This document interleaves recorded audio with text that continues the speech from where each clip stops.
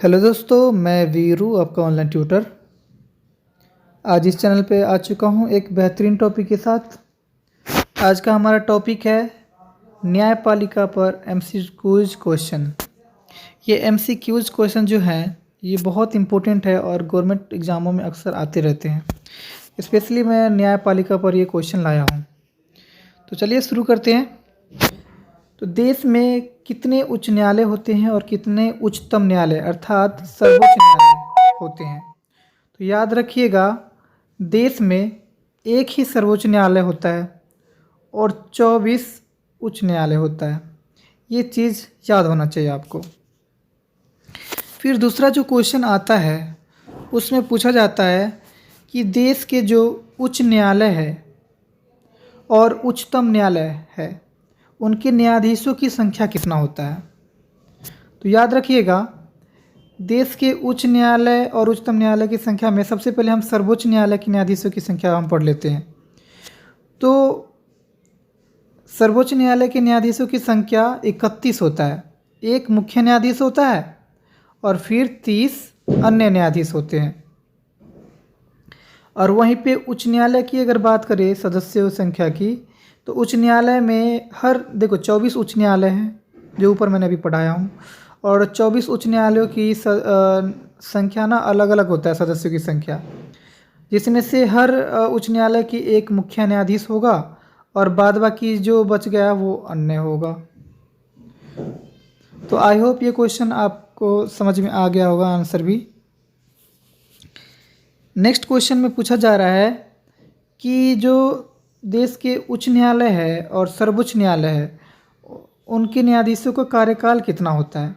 तो याद रखिएगा, जो उच्चतम न्यायालय है उनके न्यायाधीशों का कार्यकाल 65 वर्ष का होता है। और वहीं पर हम उच्च न्यायालय की अगर बात करें तो इसके सदस्यों का कार्यकाल पहले 60 वर्ष था और अब बढ़कर 62 वर्ष का हो गया है। और 62 वर्ष का आयु तक ये इसका कार्यपद संभाल सकते हैं। और ये 60 से 62 वर्ष की आयु कब हो गया इनका? तो याद रखिएगा, 15वां संशोधन किया गया। 15वां संशोधन करके और उच्च न्यायालय का जो न्यायाधीश है उनका कार्यकाल बढ़ा दिया गया, 60 से 62 कर दिया गया। चलिए आगे बढ़ते हैं। और आगे जो क्वेश्चन है, इस क्वेश्चन में पूछा जाता है कि उच्च न्यायालय के और सर्वोच्च न्यायालय के न्यायाधीशों का वेतन और भत्ते कितने होते हैं? तो चलिए जान लेते हैं। तो सबसे पहले हम देख लेते हैं, सर्वोच्च न्यायालय में एक मुख्य न्यायाधीश होता है और 30 अन्य न्यायाधीश होता है। अब मुख्य को क्या मिलता है? तो मुख्य को 2,80,000 सैलरी मिलता है। और अन्य की अगर बात करें तो अन्य को मुख्य के तुलना में सिर्फ 30,000 कम मिलता है। तो 30,000 कितना है? तो 2,50,000 सैलरी मिलता है। आई होप ये चीज़ समझ में आ चुका होगा। और बाद बाकी दोनों ही न्यायाधीशों को, मुख्य हो या फिर अन्य हो, इनको आने जाने के लिए गाड़ी, रहने के लिए बंगला, नौकर वगैरह बहुत सारी चीज़ सुविधाएं मिलती है इनको। अब हम उच्च न्यायालय के न्यायाधीशों की वेतन भत्ते पढ़ लें। तो देखिए, उच्च न्यायालय के न्यायाधीश एक मुख्य होता है और बाद बाकी अन्य होता है। ओके, एक बार फिर से मैं समझा देता हूँ। उच्च न्यायालय के जो सदस्य की अगर बात करें हम, तो उनका वेतन कितने होते हैं?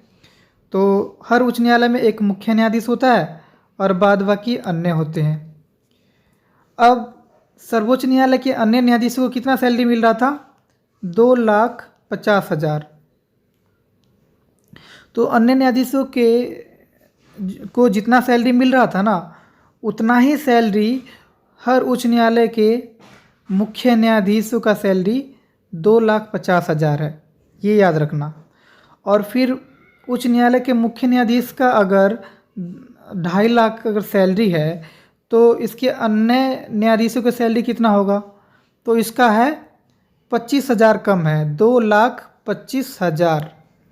आपको याद होगा, सर्वोच्च न्यायालय के मुख्य न्यायाधीशों का जो सैलरी था वो था 2.80 मतलब 2,80,000 और इसकी तुलना में अन्य न्यायाधीशों का 2,50,000 था, 2,50,000। तो 30 का डिफरेंस इन दोनों के बीच में पड़ रहा है और इन दोनों के बीच में 25 का डिफरेंस बन रहा है। तो आई होप ये चीज़ समझ में आ गया होगा। बाद बाकी इनको भी आने जाने के लिए गाड़ी बंगला मिलता है रहने के लिए, और इनको भी आने जाने के लिए गाड़ी और रहने के लिए बंगला, नौकर चाकर इन सबको भी मिलते हैं, और बाद बाकी अन्य सुविधाएं। नेक्स्ट क्वेश्चन है कि देश के सर्वोच्च न्यायालय के न्यायाधीश बनना है तो क्या योग्यताएं होनी चाहिए। तो याद रखिएगा, देश के सर्वोच्च न्यायालय अगर के न्यायाधीश बनना है आपको तो योग्यताएं क्या होनी चाहिए। तो सबसे पहले आपको भारत का नागरिक होना चाहिए।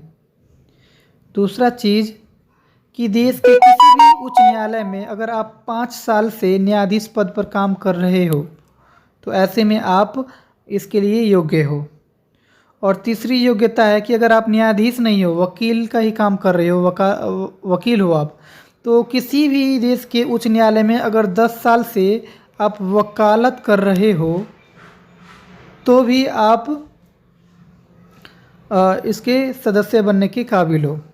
और चौथा और लास्ट है कि अगर आप कानून शास्त्र के बारे में बहुत ज़्यादा कुछ जानते हैं, कानून शास्त्र के बारे में अगर आप काफ़ी जानते हैं और राष्ट्रपति को इसके बारे में पता है तो ऐसे में राष्ट्रपति न्यायिक कर्मचारियों के सलाह पर आपको नियुक्त कर सकता है। तो इस तरह से 4 योग्यता है सर्वोच्च न्यायालय के न्यायाधीश बनने का।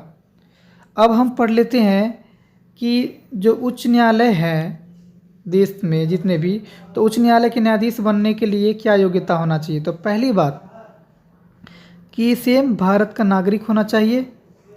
और दूसरी योग्यता क्या होनी चाहिए, क्या होता है, तो आप किसी भी न्यायिक पद पे अगर 10 साल से काम कर रहे हैं तो भी आप इसके लिए योग्य हैं। और तीसरी योग्यताएं हैं कि आप 10 साल से अगर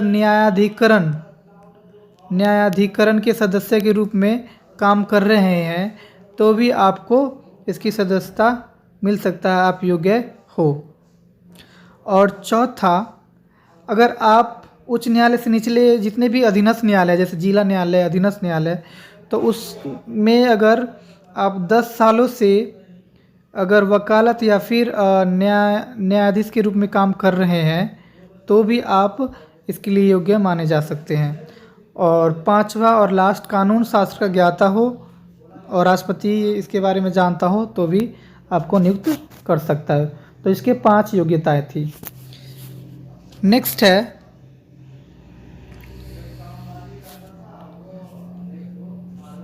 न्यायाधीशों की नियुक्ति कौन करता है।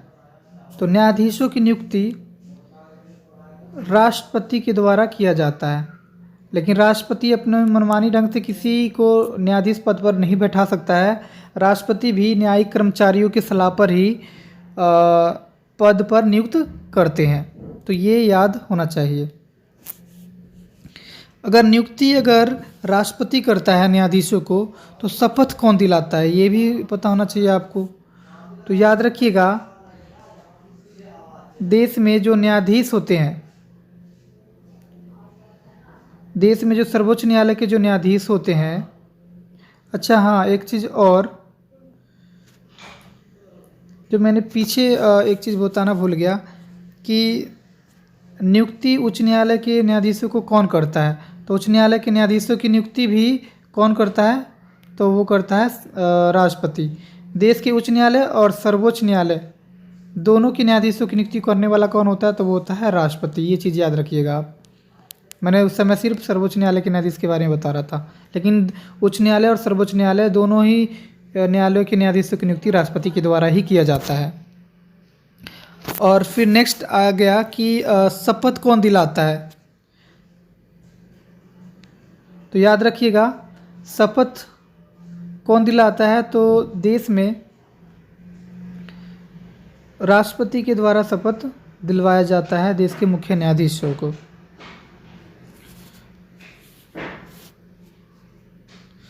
अगर न्यायाधीश अपने पद का दुरुपयोग करे तो क्या किया जाए, उनको कैसे पद से हटाया जा सकता है, ये भी पता होना चाहिए हमें। तो अगर देश में अगर कोई न्यायाधीश अगर शक्तियों का दुरुपयोग करता है तो ऐसे में महाभियोग लगाया जा सकता है उसके ऊपर। और महाभियोग एक प्रस्ताव होता है, महाभियोग प्रस्ताव लगाकर और उनको पद से हटाया जा सकता है, उनके कामों की आलोचना की जा सकती है।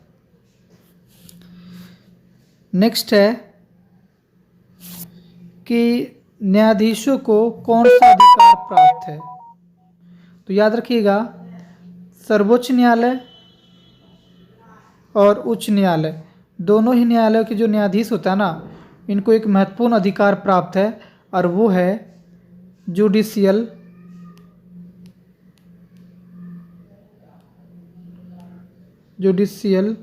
Review right. Judicial review right.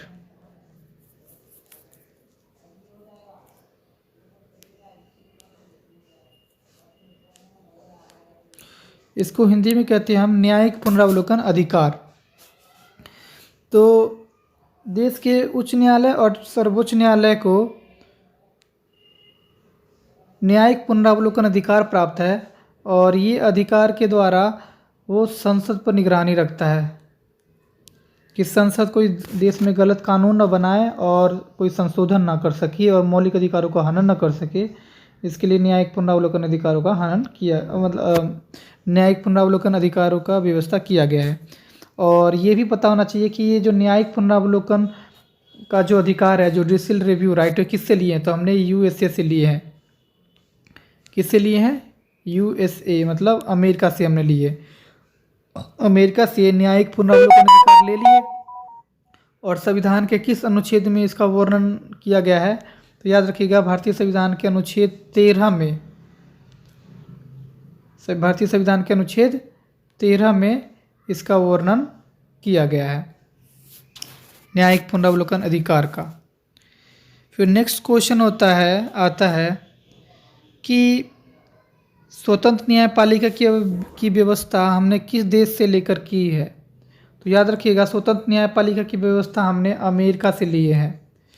चलिए मैं सही से बता देता हूँ, अमेरिका से हमने क्या क्या लिए हैं। तो अमेरिका से तो हमने सबसे पहले मौलिक अधिकार का प्रावधान हमने लिए है और मौलिक अधिकार का सरकार हनन न कर दे, इसलिए हमने स्वतंत्र न्यायपालिका की व्यवस्था हमने ली है। ये चीज़ ली है हमने अमेरिका से ही।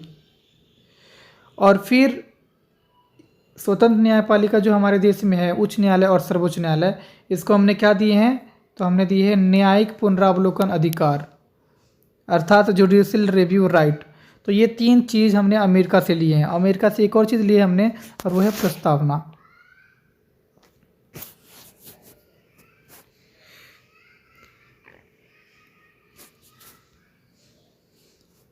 मौलिक अधिकारों की रक्षा के लिए न्यायपालिका क्या जारी करता है, ये पता होना चाहिए। तो याद रखिएगा देश में मौलिक अधिकारों की रक्षा करने के लिए न्यायपालिका रिट जारी करता है। अब रिट क्या होता है, तो याद रखिएगा रिट जब भी मौलिक अधिकारों का हनन होता है तो जनता है संवैधानिक उपचारों का अधिकार का प्रयोग करके और न्यायपालिका से अपने अधिकारों की वापसी की मांग करता है। तो न्यायपालिका अधिकारों की रक्षा करने के लिए आदेश जारी करता है, तो उसी आदेश को हम रिट कह देते हैं।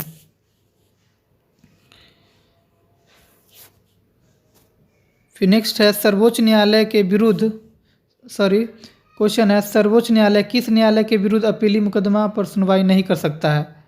तो याद रखिएगा सैनिक न्यायालय, हमारे देश में सैनिक न्यायालय है और सैनिक न्यायालय ने कुछ भी फैसला सुनाया है तो व्यक्ति कोई भी इस पर दोबारा विचार करने के लिए अपील नहीं कर सकता है सर्वोच्च न्यायालय में।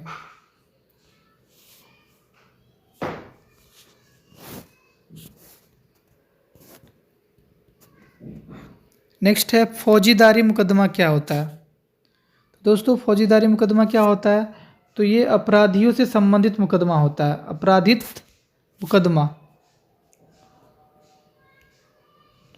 अपराधित मुकदमा होता है ये, जैसे चोरी चकारी मार काट ये सब जो है ना, ये फौजीदारी मुकदमा में आ जाता है। फिर सातवां जो क्वेश्चन है वो है दीवानी मुकदमा क्या है। तो याद रखिएगा दीवानी मुकदमा होता क्या है, तो ज़मीन जायदाद शादी आदि से संबंधित जो भी मुकदमा होता है ना वो दीवानी मुकदमा कहलाता है।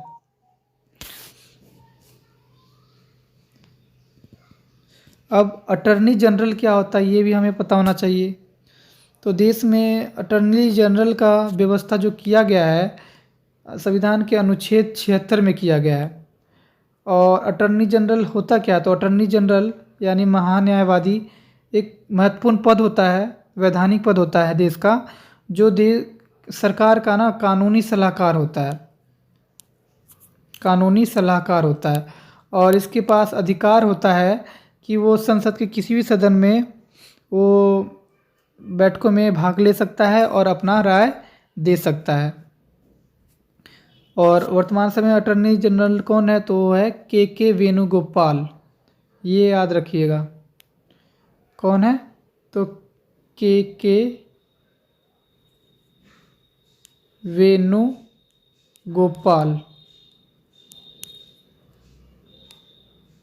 के वेणुगोपाल जी हमारे देश के अटर्नी जनरल है वर्तमान समय में। तो दोस्तों वीडियो समाप्त हो गया है। अगर वीडियो अच्छा लगे तो प्लीज़ लाइक शेयर कमेंट और सब्सक्राइब कर दीजिएगा और साथ ही बेल आइकन को दबा लीजिएगा ताकि हमारा न्यू वीडियो का नोटिफिकेशन आपको जल्दी मिल जाए। Thank you so much.